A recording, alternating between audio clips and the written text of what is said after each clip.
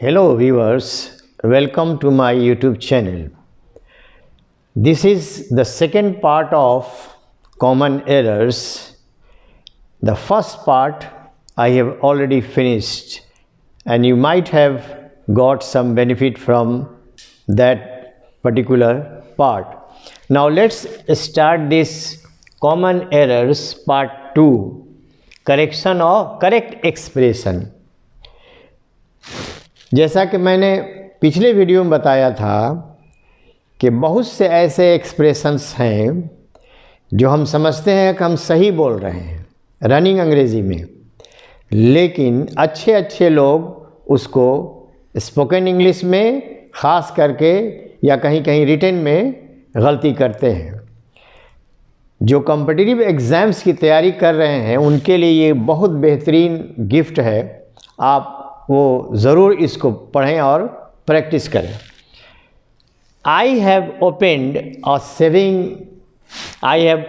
N account in saving bank. My arrear bill has yet not been passed.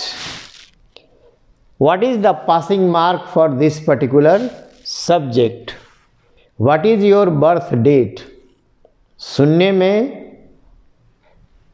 लग रहा है कि कहीं कोई मिस्टेक नहीं है, क्योंकि सुनने वाला जो है वो बात को समझ तो ज़रूर जा रहा है, लेकिन ग्रामेटिकल करेक्ट एक्सप्रेशन नहीं है।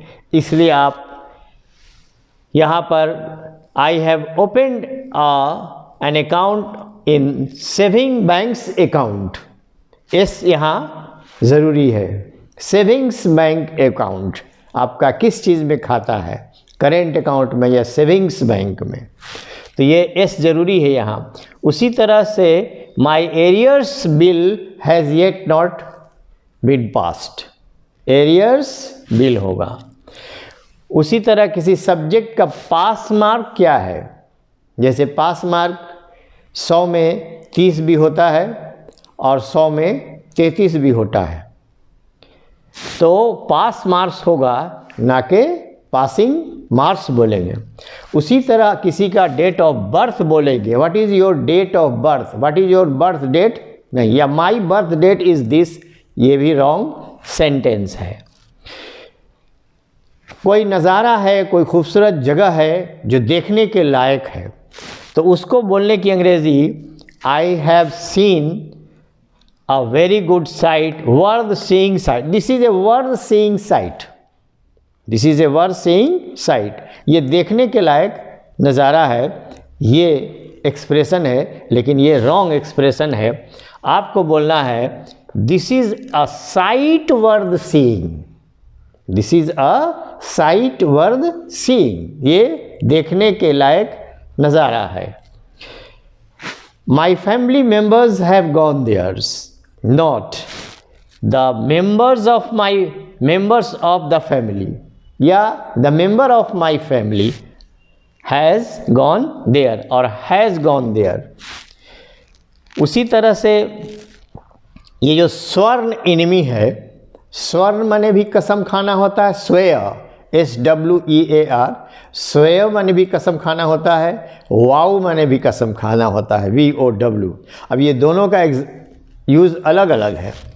ही इज़ माई स्वर्ण एनिमी, वो एक ऐसा दुश्मन है जो एकदम कसम खाए हुए हमारी दुश्मनी के लिए, तो स्वर्ण एनिमी नहीं होता है, अ वाउड एनिमी होगा। हालांकि दोनों का मीनिंग सेम है, वाउ माने भी कसम खाना, स्वेयर माने भी कसम खाना। स्वेयर का ये भीतरी है स्वर्ण एनिमी, जबकि ऐसा नहीं होगा, he is a vowed enemy होगा। उसी तरह से क्रिमिनल के साथ फेमस, वह he is a famous criminal, तो मशहूर अपराधी नहीं होता है। हिंदी में भी हम कुख्यात अपराधी बोलते हैं, हिंदी में भी हम कुख्यात अपराधी बोलते हैं, मशहूर या विख्यात शब्द इस्तेमाल नहीं करते हैं। तो यहाँ पर फेमस क्रिमिनल नहीं होगा, नोटोरियस क्रिमिनल होगा, ये एडजेक्टिव समझें आप। An empty vessel makes much sound, an empty vessel makes much sound. भरी गगरिया चुपके जाए, और अधजल गगरी छलकत जाए, भरी गगरिया चुपके जाए। तो ये जो एक्सप्रेशन है वैकेंट, वैकेंट माने भी खाली होता है, एम्प्टी माने भी खाली होता है, तो दोनों का यूज़ अलग है। वैकेंट प्लेस हो सकता है, वैकेंट प्लेस हो सकता है, लेकिन एम्प्टी प्लेस या एम्प्टी वेसल्स नहीं होगा यहाँ पर। तो एम्प्टी वेसल होगा, इसीलिए वहाँ लोकोक्ति है, an empty vessels makes much sound, an empty vessels makes much sound. अक्सर हम लोग बोलते हैं he is my cousin brother, she is my cousin sister. अब आपको ऐसा एक्सप्रेशन नहीं है, she is my cousin that's all, he is my cousin that's all, उसमें कोई ब्रदर सिस्टर लगाने की ज़रूरत नहीं है। इस तरह के रनिंग इंग्लिश को आपको अवॉइड करना है, स्पीकिंग में भी और राइटिंग में भी। और इसी तरह के टेक्निकल चीज़, टिपिकल चीज़ कंपटीशन में यूज़ किए जाते हैं, जिससे आपको जानकारी रखनी है। टुडे मॉर्निंग, टुडे माने आज, today morning I went there, my friend came today morning, आज आया। हालांकि हम लोग आज के हिसाब से, हिंदी के हिसाब से सही बोल रहे हैं, लेकिन एक्सप्रेशन इंग्लिश में ऐसा नहीं होगा। My friend came this morning, this morning I am coming to your home, this is the expression, today morning नहीं, याद रहे। यस्टरडे नाइट, कल की रात, हालांकि यस्टरडे माने बीता हुआ कल होता है, बात तो समझ में आ जाती है, लेकिन this is a wrong expression of that, और the wrong use of that particular word.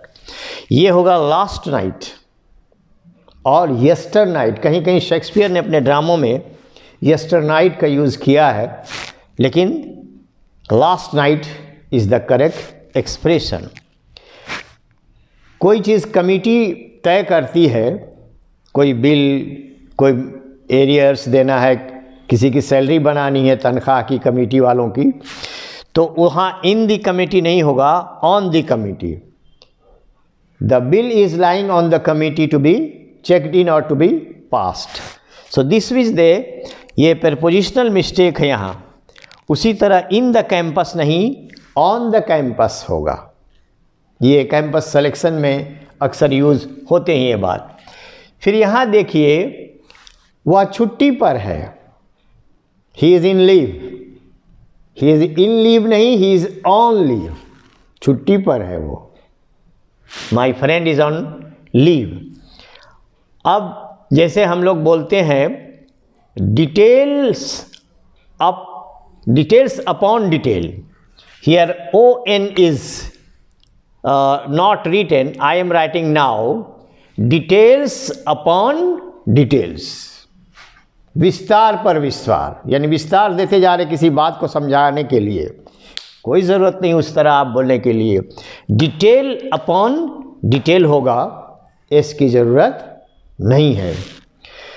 ठीक उसी तरह मीलों मील दूर वह रहता है, इस तरह के अगर एक्सप्रेशंस हैं। या तो miles after miles we went, मीलों मील हम चले, नहीं, माइल आफ्टर माइल काफ़ी है, उसको प्लूरल बनाने की कोई ज़रूरत नहीं है। उसी तरह वह अपने सभी सामानों के साथ घर चला गया, या विद्यार्थी कहीं लॉज में पढ़ रहे थे, अब वो अपने सारे सामान के साथ अपने घर लौट गए। तो विथ बैग एंड बैगेज नहीं होगा, सिर्फ हम बोलेंगे the students return to their home bag and baggage. I came here bag and baggage, my friend came here bag and baggage, with की कोई ज़रूरत नहीं है।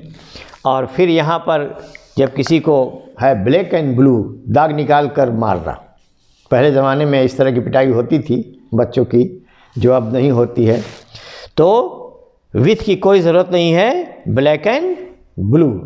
Dear viewers and readers, whoever you are watching my channel, I hope this kind of mistake in future you are not going to commit, and it will help you in spoken English also, in writing also, and in the all competitive exams. Hope to have great benefit from this particular lesson.